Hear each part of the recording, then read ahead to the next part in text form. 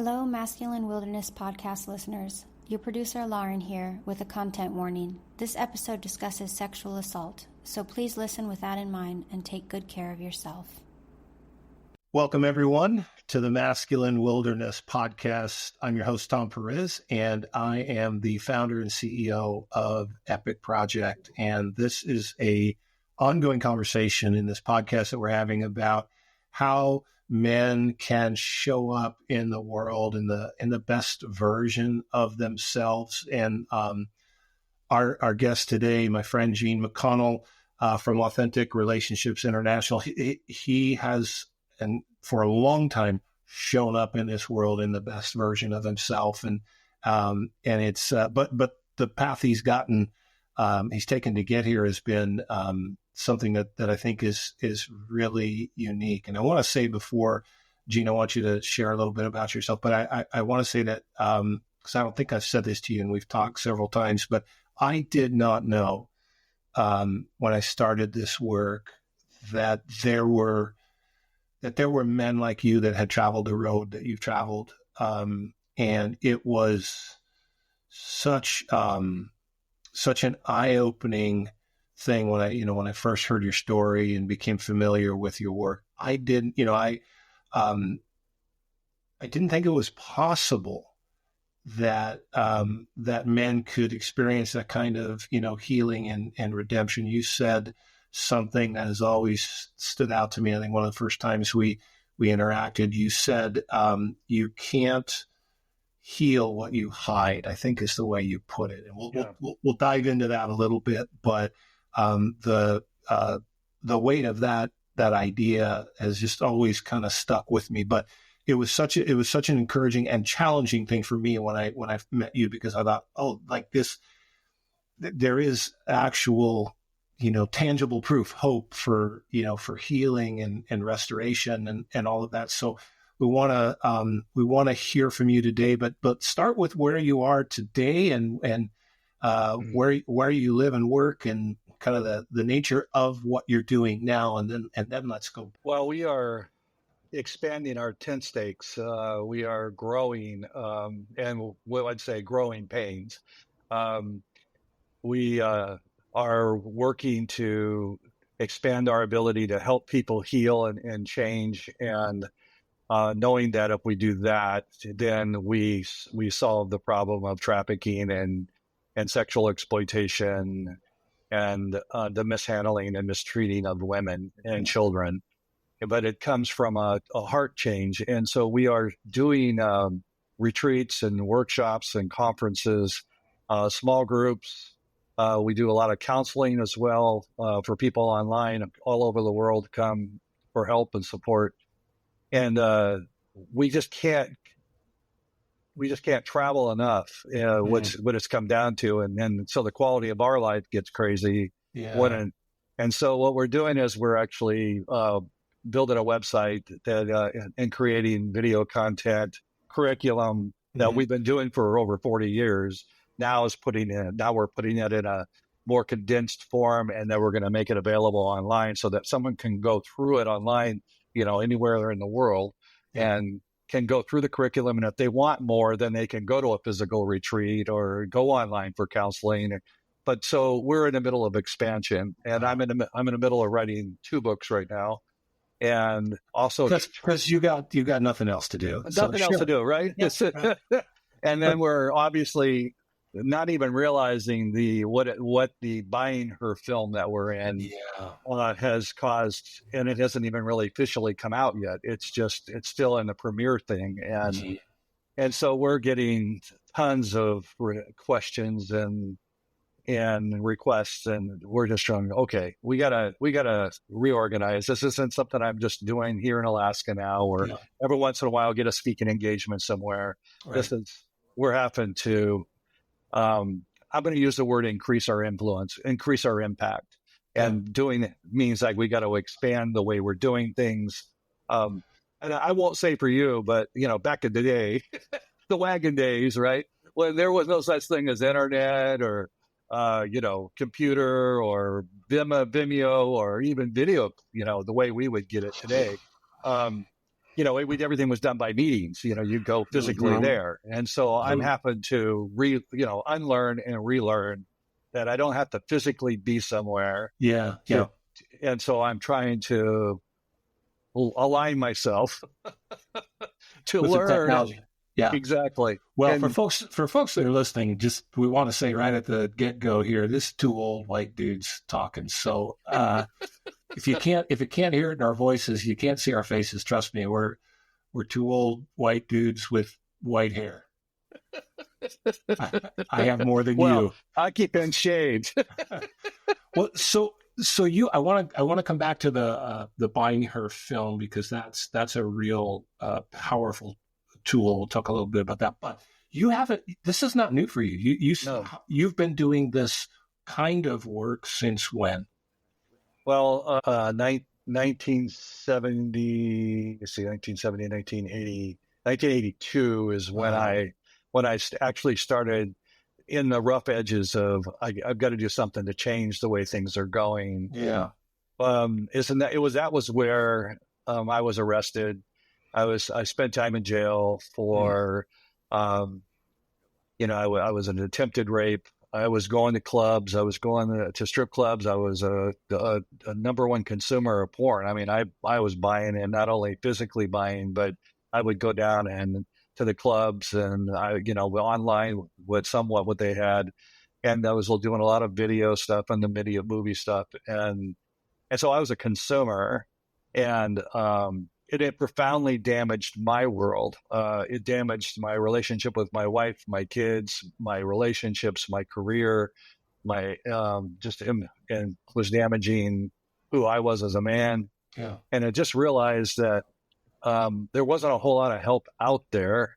Mm-hmm. And the more I tried to get help, the worse things seemed for a while. And so I went on a pursuit to not only get my family back and to heal that, but to learn what it takes to change. And I went through counseling for a long time. I went through the church scenario where they want to do everything in a deliver in a package. You have memorized scripture and they lay hands on you, or to give you some kind of thing to, discipline to do. But nobody was really addressing the real stuff that I was struggling with. And so I'd say since 1982, 83, we started doing stuff. And I look back and think, oh my gosh, how did anybody get any help back in those days? Yeah. We're just learning, right? We had to really trailblaze. We had to break a new path. Yeah. And go ahead. Yeah. This story, and I have heard it, you shared it many times, but can you help us understand the trajectory you were on that got you to that point back in the early 80s?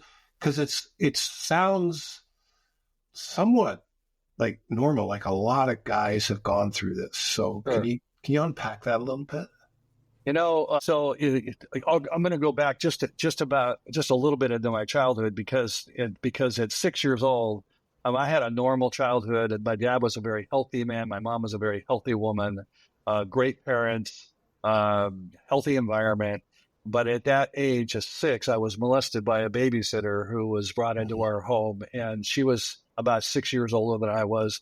And that inside, there's something broke inside, something got damaged, and I couldn't put language to it at 6.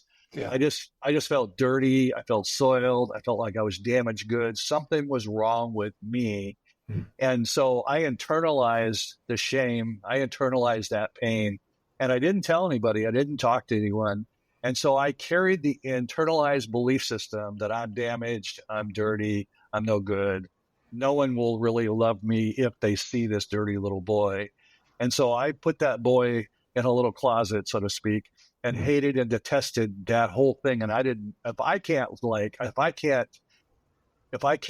love that little boy, if I can't see that boy through a positive lens, how would anybody else? Yeah. That was my thinking. So a series of other molestations, a boy who was brought into our home that my parents were helping, and he began to molest me as long as he was there. And so again, I'm thinking, wow, how do I even talk about this? Yeah. And so I just keep putting this stuff in a closet. And my exposure to pornography at 12 which was at a relative's house who was considered an elder, a counselor. He led worship. He was, somebody who of prominence in church circles. And that first exposure to pornography was shame on steroids, in the sense that the way we would recognize shame is the number one symptom of shame is that I hide.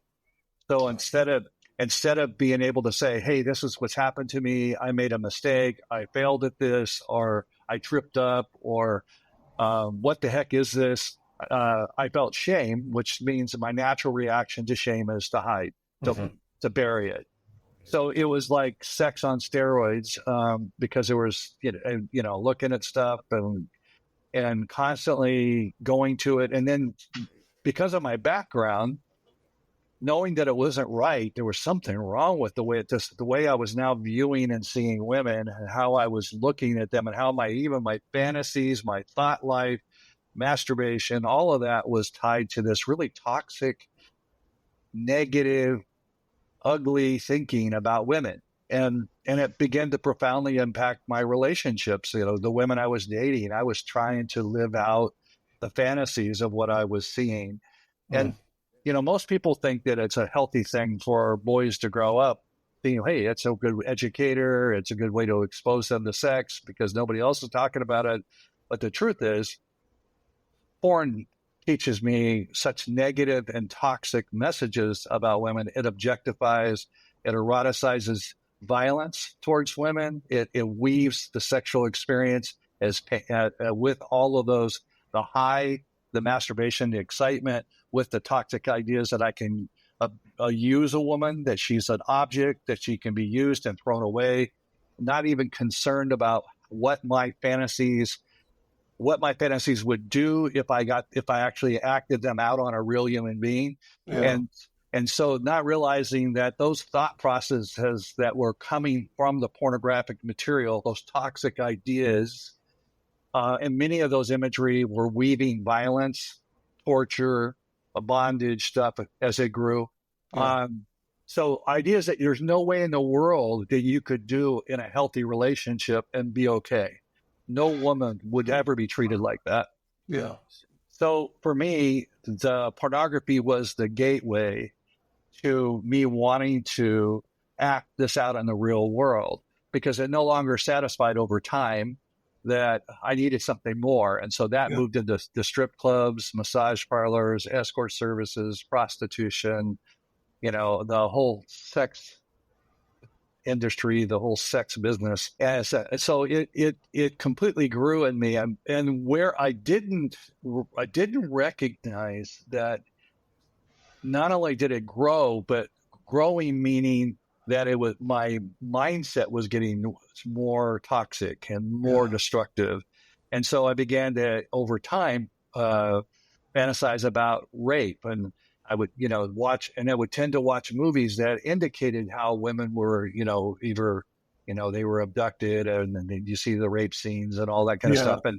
And so even though in movies it didn't show everything, it set the tone of and the appetite for wanting that. And you just let that go long enough and it becomes real somewhere. Well, I'm struck as I'm hearing your story again, that, tell me if I'm wrong here, but like as that progression was happening, the shame never disappeared, right? Oh. That was so like, it feels like you must have, well, I'm trying to put myself in your place, like felt like you were at war within yourself, right? Like you have this drive on one hand. Yeah. What was the thing that finally helped you turn the corner on that? Well, Tom, one thing before I hit that is that the shame escalated and it got more intense because when I would when I would do the activity, whether that was in prostitution, paying a woman to do certain things that no woman in the world would ever say yes to, but because I got money, it gives me permission. And so therefore I can buy what I want as if she's some kind of transitional act thing. And so that this whole thing started escalating. And when I did that, the impact of shame, in other words, I felt so dirty doing it. I can't believe that I did that. I can't believe that I went that far. And so more shame, I stuffed it down. And so I was just adding just a tank of shame. So each experience, no matter how bad I felt, no one else knew. I kept it secret. It was the silence. So anyhow, so the thing that happened for me that began to make the change, well, actually started to change, was I got arrested. And I was in a racquetball court. It was at night. And there was this woman who was walking by. She was coming out of the gym. I was going to the gym. And it was in the parking lot in the back. And as she walked by, there's something inside goes, this is this one. Here's your opportunity. Here's the woman of your dreams. Here's the fantasies you've been having, and here's your opportunity. And if you had asked me 5 minutes before that, I would have never in a million years thought that this would have ever gotten to it. I would have never in a million years. I knew it was wrong, but I thought it was just a fantasy world. I just thought that this was just something I could do and close doors and be okay. Yeah. Now here's the real live scenario. Here's the woman in front of me. So I walked to her car and asked her a question as she was getting in, and she asked me, or she responded to me, and I forced my way into the car, and I had my my hands around her throat with a full intent to rape, to literally do exactly what my fantasies have been. And when she asked me what I was going to do, it was the fear, the pure fear in her eyes. It's like somebody just slapped me across the face and said, "Hello, Gene, wake the heck up. What are you doing?" And I just I stood there, still kind of halfway between the car and her. And I could just see the fear. And it's like, I just said, "Oh man, this is so wrong. I can't, what am I doing here?" So I literally let her go. And I said, "Look, I made a mistake. I'm out of here." And so I got out of the car and I walked to my own car, and she got my license plate. She turned me in, and that whole scenario of being turned in, getting caught, going through the jail system, and actually going to jail and working through the system of the courts, it brought me to a place of saying, okay, this is not the man I want to be. This is not something I want my kids to go through. Because all my kids, they couldn't, my daughter, she couldn't have friends over the house anymore. It affected sports. It affected their relationships. It brought shame to their world. And my wife, feeling like somehow and many women had told her it, brought her a nightgown and said, "Here, you need to wear this more often." And I'm, it's just the kind of things that somehow my struggles were because she wasn't loving me well. Because of her, yeah. And so that just destroyed my world and everyone around me. And so I decided right there that I was gonna figure out how to get change. And it took several years of trying this and trying that. But the one thing that really started the ball rolling, Tom, and then I think maybe we can shift after this, but is that there was this guy who had been like a spiritual dad to me, mentor. And, I had connected with him at least once, twice a month. Even though he was 3 hours away, we would talk by phone, or I'd go down and see him once in a while. He'd come up and see me once in a while. Anyhow, long story short is that when this happened and I got arrested, I completely shut the world out for almost a year. And he called me one day and he said, "Hey, I haven't heard from you in a while. How the heck are you? What you doing?" And I just tried to dance. "I'm doing great. Things are fine. I'm fine." Yeah. Normal guy response, right? Yeah, I'm totally fine. And then what he did was he just said, "Yeah, you just don't sound all right. Just I'd love to hang with you. Let's." And he had no clue what had happened because he lived 3 hours away.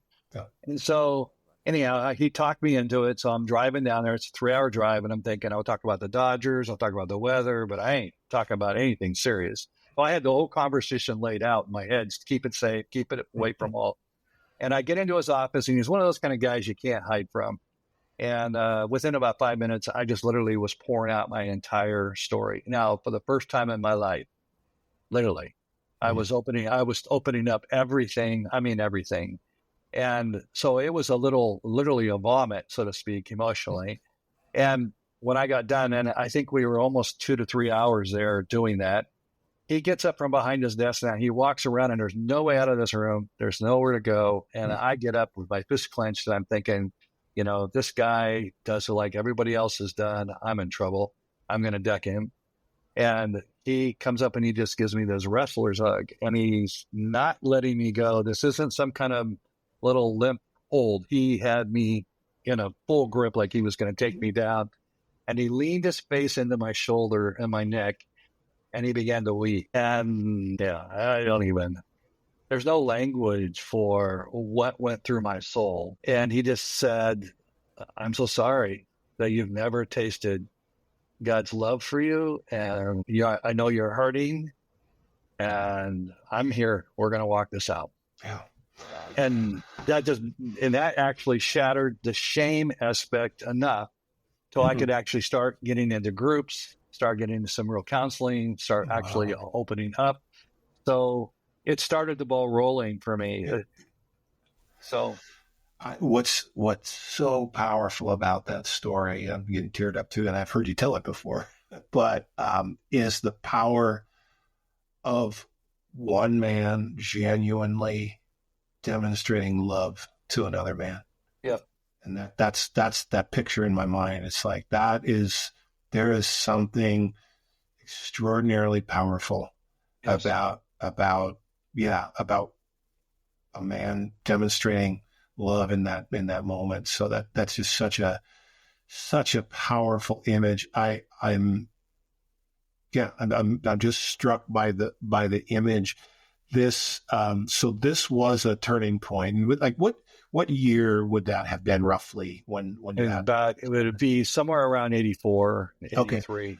So I want to put this in perspective now, because so you have taken that really dark season of your life and you have you have used it redemptively for decades now, and I think it's one I've always respected about you.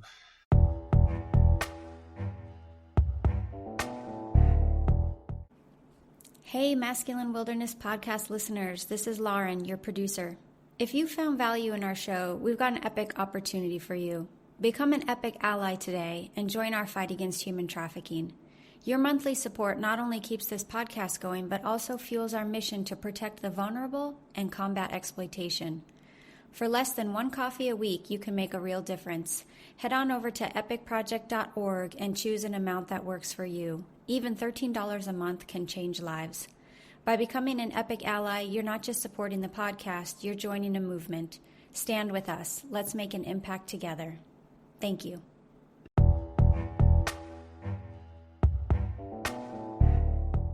If I'm doing the math in my head, 1984, 2024, like this is a very different world. And I'm thinking of like all of the things that exist now that didn't exist then, the things that can perpetuate all the kind of behaviors, that you were caught up in. I was there.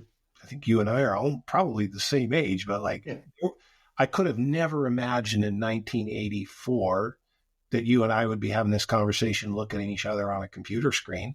Right. I didn't even have a computer, right? So it's just such a different world. So like when you look at it now as a leader in this space and working with other men, what is the same and what is different in terms of what men have to navigate now to avoid that, the outcome like you experienced? Well, the thing, the dynamic, Tom, if we could say one more thing, I did not go right into that, but the dynamic was that he saw something in me that was more than the mess that I was in. Mm. And what he did was he called that out, that I'm more than this, that there's something valuable still sitting there, even though you've made the biggest of messes, and the world wanted to throw me in jail, throw away the key. Yeah. And, the whole thing of being I was a pastor. So the whole idea of betrayal and all of that, and if anyone knew that, I knew that. So that for him to see past all of that crap and actually see that there's something worth saving, there's something worth building on. And he called that out when he embraced me. He gave me that sense. And that's the thing that I don't want to lose, because that is at the center of what we do here. That we're helping men. Yes, you're in the biggest of messes. You've made the worst choices. You're not doing really well. And I get the shame aspect of that and wanting to keep that secret. But the truth is, there's more. You're meant for more than that. That turns the whole idea of accountability on its head in a way, right? Because if I'm understanding what you're saying, is you're saying to men, I want to hold you accountable to who you truly are. Right. Exactly. And because I think sometimes people think accountability is just setting up some guardrails so you don't do bad things. Right. But you're talking about, like you said, seeing, who a man truly is and calling that out of them. Exactly. Right. Because if I can get them to see who they're meant to be, who they really are, I'm not going to have a fence hold them back. That fence will be a barrier that says, that's the cliff, bro. But I'm going to have you grow way past that fence. You're not even going to be near that fence because you're growing in who you're meant to be. Yeah. So it's a whole nother level of, hey guys, we're not meant to use women. We're meant to love women. We're not meant to abuse women. We're meant to heal and fight for. And so when we actually we call men out for who they were meant to be, which is every one of us as men want to have impact, an impact that has positive. Like, I want to know that when I leave this world, I'm actually leaving it better than and I want to know the relationships that I'm in, that when I enter them, or whenever that ends or whatever that gets done, I want to know that relationship has had a profound change because of my life. Not in the negative, but for the positive. And that lights me up as a man when I know that. And so calling out men to be more, to not in a fake way. No, who are you, dude? Who are you? Let's get to that, and let's find out what we're doing here. We're meant for more. We're meant for loving and caring and protecting and being alive and creating and building and fighting, all those good things. So anyhow, I can attest to personally the power of having men see me for who I am. And that goes beyond simply healing from sexual addiction or anything like that. Like, I sat last night in my out of my my living room with three friends, and we were doing just that. We were talking with each other about what we see in each other that is life-giving, that has real potency for good and all of that. And it just, it does. It fills your tank in ways. Yeah. And it's an ongoing thing. But so let me go back to the other question. Thank you for bringing that up, though, because I think that is a super important lens to see this through. But between 1984 and 2025 now, right? What is the same, and what things are different in the world that men and not just young men, but that men have to navigate now in terms of how they show up as men in the world? Like, what's the same and what's different? Well, I don't know if there's much the same at all from when you and I were growing up, in the sense that back in the day, the only pornography that was available was behind a counter, in an adult only section. There was no videos. There was no pornographic music. There was nothing that was available to kids. You had to access it through adult systems. So for me, it was a spillover effect. I got much pornography based on adults throwing it away or adults leaving it around. And I had to steal it in stores if I wanted it, but I couldn't get it. I didn't have access. Today, we live in a pornographic culture. It's not just about pornography that you would buy over a counter or online or a subscription. It is the culture that we live in. We can see materials that were far more graphic today on regular television in a Victoria's Secret ad than I could see in pornography back in the 50s, because Playboy back in was the pornography of the day. And if you look at the centerfolds, which you don't want you to do, but the centerfolds when they started in the early 50s and in the 60s, they were not anywhere close to as graphic as what you actually see today. Right. So we're being exposed to far more graphic material at a very early age. And so kids are growing up on the diet of sexually charged images for entertainment. And the dilemma of that is, once you create an appetite for it, then it actually increases, it grows, and it leads to, and so it's negative. But to think about it in this way, the internet has changed the world of prostitution. I mean, you have even kids online that can go close their bedroom door and can perform online for someone and have, get money for it. So we see that happening. You go online and have anonymous sex online. You can hook up with somebody online and meet them in a physical place. None of that was there before. It was all on the street somewhere or in a physical building somewhere. So everything has changed. So the biggest challenge, though, to all of that is not just the fact that it's more available at the fingertip. It's actually the fact that we live a disconnected life. That is at the center of why we consume. Is that we don't say more? Yeah, say more about that. Well, when I feel shame about something, that means I'm hiding something. I'm putting something aside that's of me. So then, therefore, the more shame I carry, the less you get to know me, and the more. So I begin, because I don't think it's safe to be in relationship with people, because to be in relationship means both vulnerability and trust and risk. And if you see this stuff that I see, then you're going to reject me. So I'm going to move more and more towards things I can control, things I can use. So objects. So I get in relationship with objects because I can control it. I think I can. But the idea of objects keep me from vulnerability, from trust, from risking, from being rejected, from feeling abandonment. So I move to use things rather than connect to things. And so what happens then, when I objectify a woman, I'm objectifying her because I'm afraid of intimacy. And so I make her an object, so I don't have to know her. She doesn't know me. There's no risk. There's only a transaction financially, and I can walk away.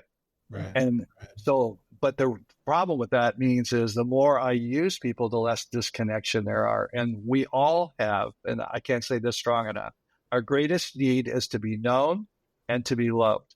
So it's intimacy. It's intimacy.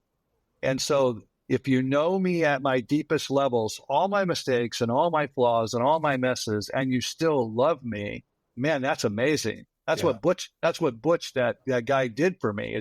He said, yeah, I see you, but I still care. And he embraced me. Well, that every one of us want that. But because we carry shame, we think, no, we're disqualified. We can't do that. It will be the end of me to be real. So the more I am disconnected, the more I go to things to control, to use, the more I objectify. And so disconnection is actually where we are as a culture, because there have been studies out there that said that that a majority of people would prefer to either begin or end a relationship online rather than in person. That the whole idea of connection scares people. Yeah. Well, why is that?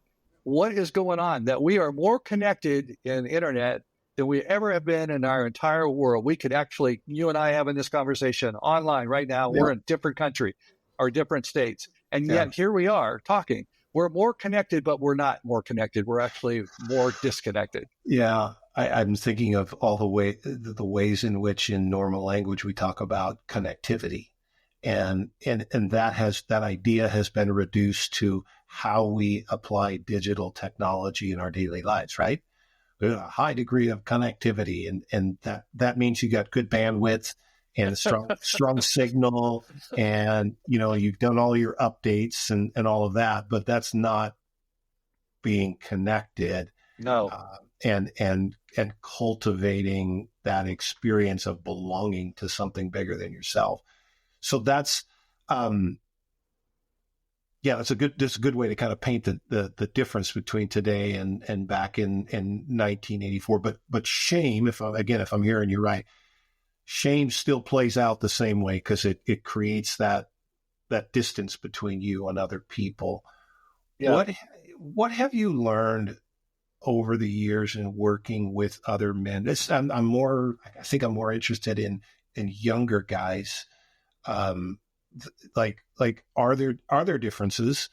Maybe not, but are there any differences in how they deal with or fail to deal with shame when it comes up, or is it pretty predictable patterns? I'm curious if there are any generational differences.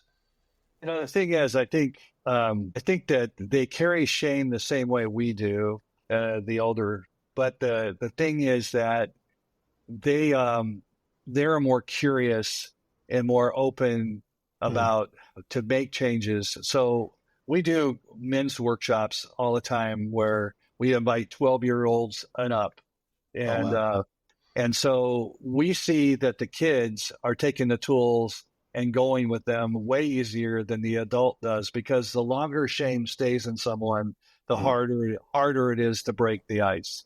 Where a kid is going, I can't stand this. This is killing me, and I've got it. And they have this safe environment that they can go. We had a. This is so powerful. I can't even. I mean, I could just jump and shout all over the place for this. I have a 14-year-old boy who actually was at one of our retreats, and he opened up his journey, and he had gone through some consequences for sexual interaction with a younger child, and he was ostracized and shamed and words offender, and I understand how everybody feels around what he did, but he had a double portion of it to himself. He hates himself. Mm-hmm. And so we provided a safe place for him to talk, right? Yeah. And he gets out and he starts sharing his story in a group and stuff. And he comes up to me and he says, I would like to tell my story to the whole entire conference. And I said, well, that's that's a big step, bro. And he goes, yeah, I know, but I know I need to do it. And so I said, well, where's your parents? Let me get things straight here. So we went through all the dance to make sure it was okay. So he tells his story in front of his grandparents, his parents, his siblings, and his great-grandparents were there. So the entire family system, he stood up and told this story. And not only that story, but the story of his own abuses, what happened to him and all the shame he's been carrying. And he stepped out and did it. Man, the entire family came around him. They were weeping. They were hugging him. We talked about as a family how they can begin to break that system and change that. He's talking about pornography stuff and all of this. Anyhow, long story short is to get a guy to do that, a man to do that. Oh, you'd have to put a gun to his head or to his family. How old was he? 14. Wow. And the dynamics of that, Tom, is that he doesn't have to he's not waiting until he gets married, has kids, in his career. He's doing it way in advance so he can actually face this thing, turn this around, and do something different with his life than that. It almost seems like for older guys, shame is kind of like emotional scar tissue, when you recover from an injury or a surgery, it can catch and make it difficult to move and function normally. But that's amazing. 14 years old. 14-year-old. And it started a whole movement. I literally have 24 kids, teenagers at my last retreat because of this guy. Wow. and he brought his friends. And there's a young lady standing up, and she was 13 when she started telling her story, now 16. And she talked about, a police officer molesting her. And she brought that out in the open and what it was like to date other guys who were taking advantage of her. And all these guys are in this room and they're hearing that story for the first time. And the impact was like a bomb went off in that room. And the guys were getting real information about how their actions and how their belief systems are impacting this young lady. And they were crying. They were saying they're sorry. What can they do? And I've seen huge changes of all of these kids over the period of time now because of that bomb that went off in that room. And so authenticity breeds authenticity. Vulnerability breeds vulnerability. So the idea is providing safe spaces for men to talk and for men, because we're missing the father relationship. We're missing that masculine role. And to have a safe space, to have a masculine man step up and tell their stories. And it's just powerful. Yeah. I see you. Those words from one man to another. That's such a powerful thing. I'm so, I was going to say in awe that actually sounds too cliche. I have deep respect for the work you do and the way you do the work. And I already had that respect for you before this, I think was the last time you and I connected was at a screening of a film called Buying Her, which was created by our good friends at Exodus Cry. But you have a direct connection on that film. Can you talk about what that is about? Because like you said, it hasn't been released. They're premiering it in different places around the world right now. But can you talk a little bit about that project? So that 14 years ago, Exodus Cry, Benjamin Lolo called me and said he would like to do an interview about my story. He was going to do a film. And I said, okay. And we agreed. So I went down, we did the film, and then it got put on the shelf. It just got set aside. And I thought, well, it'll never happen. And then about a year and a half ago now, he calls me and says, you remember that interview? Surprise. And he says, can you come down and do a couple more things to clean it all up? And so we did. And so now it's been premiered in about 15 or 16 cities across the U.S. And I think somewhere around 7 or 8 international. Yeah. So I only did the tour with them for the U.S. And I think you came to a couple of those, Tom. I'm not sure. I know one in Portland. I was with you in Portland. Yeah. Yeah. And so what we've seen is that we've seen people having a theater with people from all walks of life. This isn't some kind of special pick. People buy tickets and they come to a theater. And we had, when it was done, after the film was done, it's about an hour, a little over an hour. We had a panel up front. We've had consistently people stand up in the audience and say, "Hey, that's my story." We had people literally want to come and give me a hug, or they would share their own stories. And it's like you were in a small group with 100 people or more sitting in that room. Yeah. So the impact of it is the film is meant to deal with the demand side.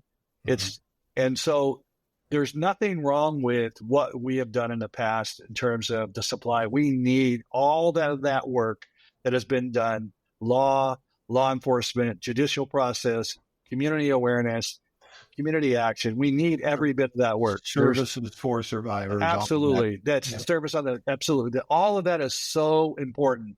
But what's missing is the why men consume. Mm-hmm. And if we don't deal with the why, then we don't really change anything. We're just managing all the damage. It's like we're a hospital at the bottom of the cliff. Yeah. And so certainly it's worth having a hospital at the bottom of the cliff because we have people going off that cliff. But what would it look like for us to actually stop the demand? But what would happen if we dealt with the why to the fuel? What fuels men? What causes their thinking to get there and the actions? So in this film and in our work is desiring to deal with the demand. And so this film actually is the first one I understand of its kind that actually is focused in on having stories from buyers and stories from women who have been used in the world or been a victim of that community. Mm-hmm. And they tell their stories, and they are using my story kind of as a thread that ties it all together. Right. And so for me, it's exciting and scary at the same time. I'm excited that my story has evolved to this place of having the kind of impact that I see it having. It's so awesome to know that my worst nightmares and my worst struggles can actually have something of beauty come from them. Yeah. And that's exciting. The scary part is seeing myself on a film being vulnerable. It's one thing to do that in a small group. And again, it's a whole other ballgame to see it on the film. I want to give you some props though, because the screening in Portland, I moderated that panel afterwards, and I saw you field all of that. Even just attention. You're like, I can't imagine it'll be a room full of people just staring at you, going, "This is the guy." But there was a moment where, and I don't remember what triggered this particular part of the conversation, but you were sitting next to my dear friend Robin, who is a survivor herself, and she was engaging in that conversation, but she turned to you, and I know her well, and I could see the look on her face, like with a look of genuine respect and love and compassion. And I don't even remember exactly what she said, but it was something along the lines of, like, I'm here with you. I see you, actually, was almost kind of the tone of it. And that moment was so incredible to see a person who had been exploited connect in a genuine, loving, respectful way with someone who had been doing the exploiting. And to see that, there's such a beautiful picture of redemption and reconciliation. And man, we don't see that enough. But that was worth the price of admission just to experience that moment. The film is great, and very hard to watch. But that moment of reconciliation and restoration was just such a beautiful thing. It's always stuck out in my mind. What have you seen? Now you traveled around the country with them when they did the premieres. Was there any kind of hostile blowback at any time? Did you face anything like that? There was a couple places that had hostile blowback on the front side before it even happened. Okay. Because their perception of, what it might be, right? Yeah. But when the film was shown, and we actually had the panel come up, I've had everything from people coming out of the audience and hugging me and just weeping to someone saying, "I forgive you for being a part of that." I've had, and these coming from survivors, and I've had men stand up and say, "That's my story. I'm just like you. I just haven't been caught." That took a ton of energy or courage for them to step up and do that. Yeah. So we've seen just a ton of positive, impactful responses. So I think that we have the potential of actually beginning to bring an impact on the buyer. And we know that this is not going to be immediate, but we know that for every buyer that buys, think of one buyer and how many women he purchases over his time in his life. If we can stop one buyer, how many women is that saving? Yeah. How many children is that saving? And the combination of having all the people doing the work, the laws, having the strongest possible laws, having law enforcement enforce those laws, judicial process, making sure the process backs up those laws, and then having where we have good help for the women who have been surviving that world, and then having a place for men to get recovery, men to have an avenue to begin to have the conversation that this will change. This has got to stop. And so we can't use shame to try to change shame. So we have to watch the language we use to talk when we talk to men, because if we're not talking to that centerpiece with the idea of the harm too, because you're speaking truth, the good and the bad. So full truth means yes, you're doing bad things, negative things. Truth is you're meant for more. You're not living out your best you here. And so being able to really speak to that and show and demonstrate that we can see them fully. We see both sides of them, and that they're not throwaways. They're not worthless. They're not, they have value, and that they can change. And it's so encouraging to hear you say that. Our volunteers, this happened, I think it just happened really organically, but it syncs exactly with what you're talking about when our guys are talking with active sex buyers, in the moment that they're trying to purchase another person. And again, this just happened organically. Some of our volunteers a while ago just started saying things to these guys like, "Hey man, you're better than that. I want more for you than this." And just that in that kind of a tone and that sort of invitation or really it's the calling out of what's good in someone like that. It surprised me how powerful that was. And again, I think it's the power of a man's voice speaking to another man. And it's just, there's just something unique about it, not better or worse than a woman speaking to a man at all. No. But there is I think I've said this on other podcasts, there is a certain frequency of a man's voice that another man's ear is automatically tuned to. Sure. And that's really, that's to me is so powerful about what you do. I want to just ask a couple more things with the time that we have left. But I think the first thing is when you look at this, the younger generation of men, I'm still literally sore. I was with my son and my daughter and son-in-law this weekend, and I went riding with my son-in-law, a bunch of 35, 40-year-olds, and I went bike riding, and they kicked my butt. But I care deeply about young men like that. It's funny I say young men; they're 40s, but let's just say from 40 and younger. If you could assemble 100 of those men in that demographic in a room, and if you had just an afternoon with them, what would be like the 2 or 3 things that you want them to not forget from your time and talking with them? What are the things you would say to them? Always use story first. So the idea that all of us as men have 2 eyes, red blood rolling through our veins. We're all challenged by the world we're living in. And let's get real. Let's come alongside of each other. So you're not the mess you're in. That's not who you are. You're not the mess you're in. You're much more than that. You're more than your mistakes. You're more than your shame. You're more than your failures.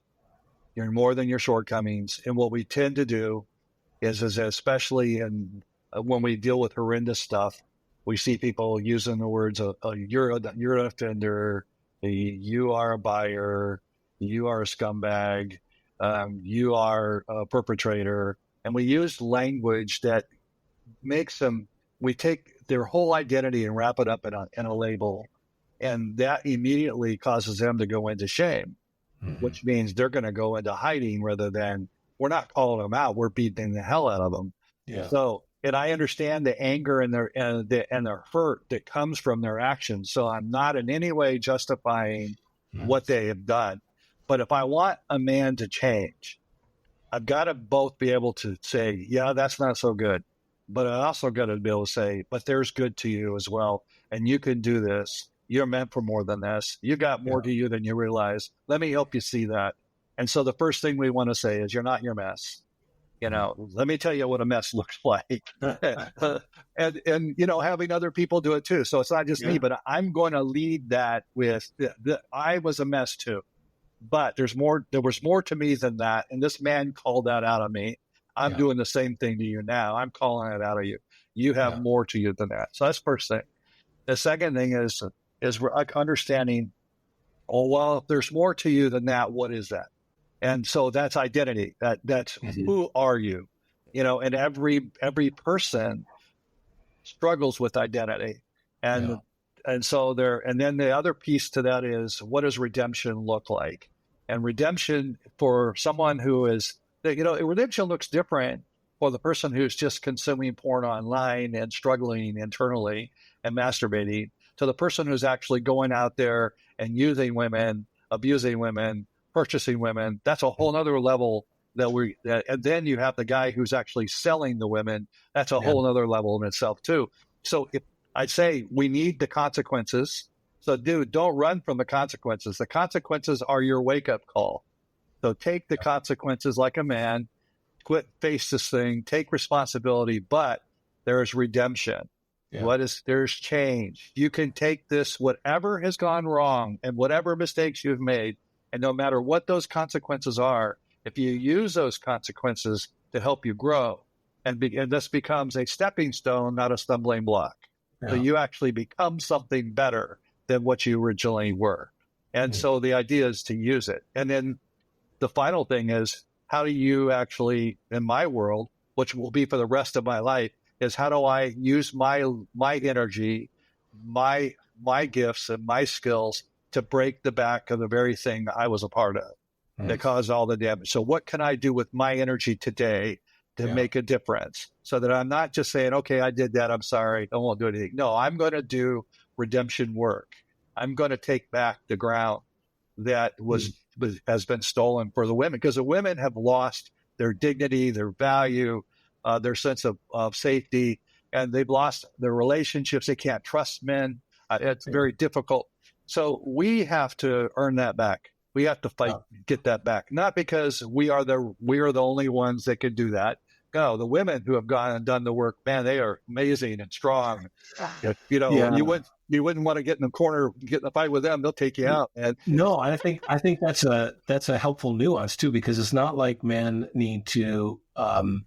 You're not calling men to necessarily rescue women. You're calling men to be good, healthy, safe men. Yes, and that's different, and that has a different effect on it. So I know. I mean, you've been doing this literally twice as long as I have. My last question for you is, I'm asking it selfish because I need to know. I got to come up with some new ideas. But what do you do that's life-giving? How do you sustain yourself in the midst of this work?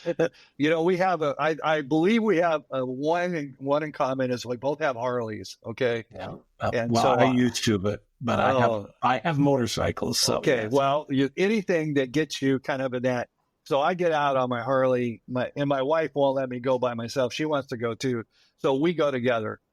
So that's one thing. I work out in the gym. I like to watch good movies. I make sure that I'm not doing too much work and performance over personal time of relaxation, reading a good book. Yeah. So I'm always either reading or watching a good YouTube in the morning to help me grow and learn. So whether it's about boundaries or healthy relationships or about whatever. And I think the most important piece is I have community of men that I walk my life with, and there's no ifs, ands, or buts. They know my world. They know what's going on. And it isn't, I don't need